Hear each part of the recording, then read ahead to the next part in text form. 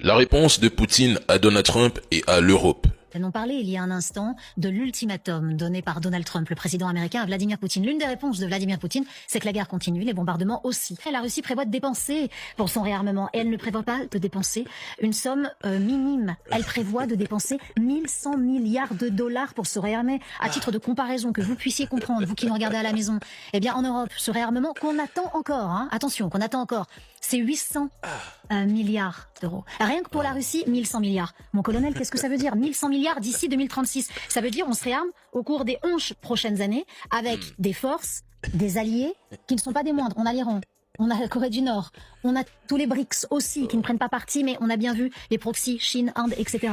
Qu'est-ce que ça fait? Ça fait que chaque fois que vous menacez Poutine, il répond par des salves de missiles sur l'Ukraine. Au lieu de reculer, il bombarde plus fort des prisons. Il libère volontairement des prisonniers. Ça ne vous alerte toujours pas? La Russie, ce n'est pas l'Iran. Poutine se rit de vos ultimatums. Il défie l'Occident en plein jour. Et pendant que Donald Trump, impuissant, face au duo sino-russe, menace, la Russie avance. Il le dit, l'économie russe est immunisée contre les sanctions. Elle a dans ses rangs un allié stratégique de poids, la Chine. Et il faut l'admettre, mesdames et messieurs, l'Occident est dépassé par les événements.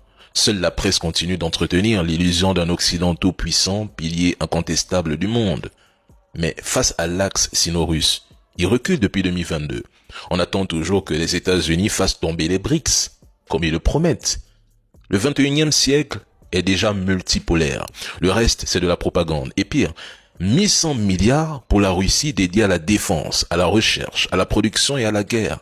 Et en face, 27 pays de l'Union européenne qui apporteront tout juste 800 milliards pour défier la Russie. Et encore, ce montant reste hypothétique tant leurs caisses sont à sec. Russie, un seul pays égale 1100 milliards. L'Union européenne, 27 pays égale 800 milliards. Quelle blague!